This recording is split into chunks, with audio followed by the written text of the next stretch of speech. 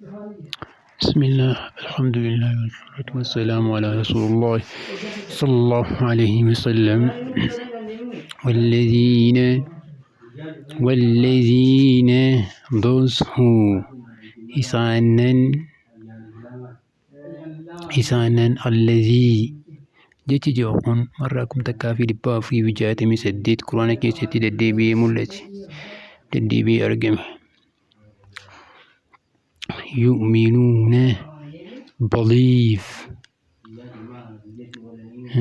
aamannaa jechi jiru marraa 537 quraana keessatti deddeebi'ee argame.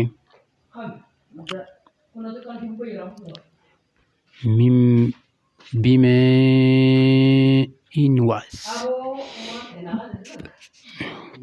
ijmaa jiru marraa 2565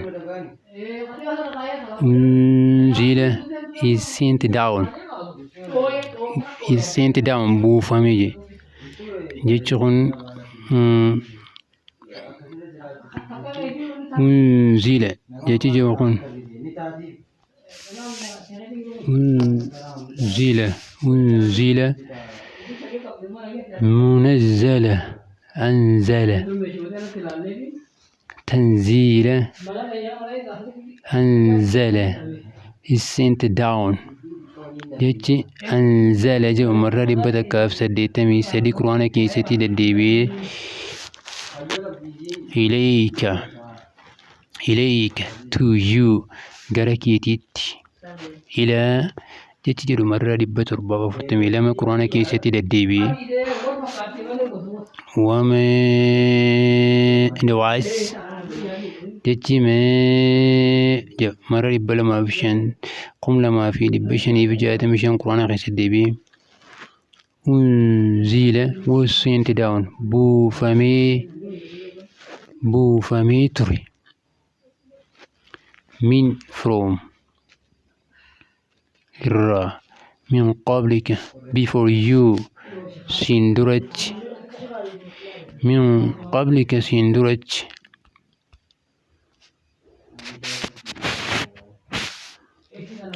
qablika before you jechi qabl jirurraa dhufe jechi kun formulii meeqaan jechi qabla jiru marraa 242 quraana keessatti deebi'ee jiru before you siin duratti jechi jiru.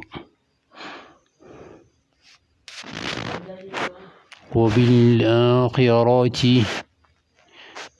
jechi kun in hereafters akhiratti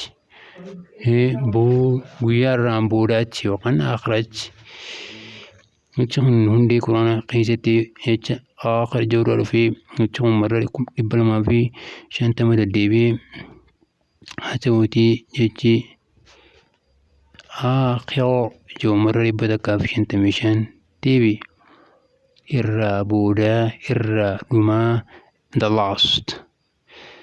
وبالآخرة in the hereafters بالآخرة for the hereafters هم إسان يوقنون firmly believe dhugoom sanji jechi kun yuqinuun marraa 12 quraana keessatti deddeebi'ee who firmly believe qaje'u jechuudha.